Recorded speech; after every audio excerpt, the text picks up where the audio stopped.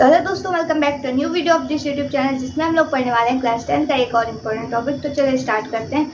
आपको क्वेश्चन ये दे रखा था कि पादपों में परिवहन का वर्णन कीजिए तथा इसके महत्व को बताइए। ठीक है, तो परिवहन होता क्या है, सबसे पहले तो ये जान लो। पौधे भी जीवित होते हैं और इन्हें अपने विभिन्न अंगों तक जल, खनिज, भोजन और गैसों को पहुंचाने के लिए एक विशेष तंत्र की आवश्यकता होती है। तो इस तंत्र को कहते हैं परिवहन तंत्र और इस प्रक्रिया को कहते हैं परिवहन। ठीक है, तो ये जो परिवहन तंत्र होता है वो दो प्रकार के होते हैं। एक होता है जाइलम, जो कि जल का परिवहन करता है, जा से जाइलम, जा से जल। तो जाइलम जल का परिवहन करता है। उसके अलावा दूसरा होता है फ्लोएम।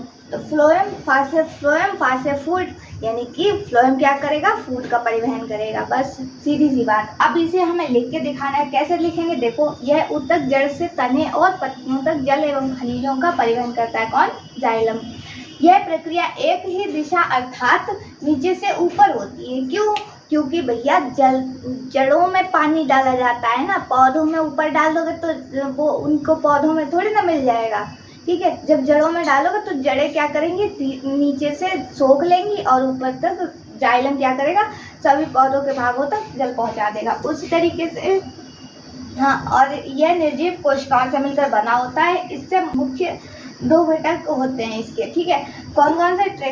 ट्रैकेट्स और वेसल्स। ठीक, उसके अलावा दूसरा आता है फ्लोएम। तो फ्लोएम क्या करता है, पत्तियों में बने भोजन को, अब भोजन तो पत्तियों में ही बनता है, वो क्लोरोफिल कहाँ होता है, पत्तियों में तो होता है।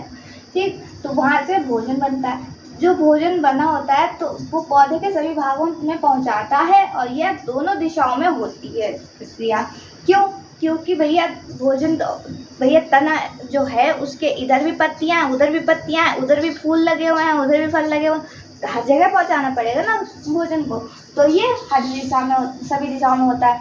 यह जीवित कोशिकाओं से बना होता है। इसमें मुख्य घटक निम्नलिखित होते हैं। कौन कौन से? सीव ट्यूब, सहायक कोशिकाएं। ठीक, उसके अलावा महत्व क्या है, परिवहन तंत्र का पौधों में अत्यधिक महत्व होता है। इसके द्वारा पौधों में जल और पोषक तत्वों का संचरण कराया जाता है। और क्या क्या है, यह पौधों के वृद्धि, विकास और ऊर्जा निर्माण में भी सहायक होता है। ठीक है, तो ये था हमारा इसका पौधों का परिवहन तंत्र।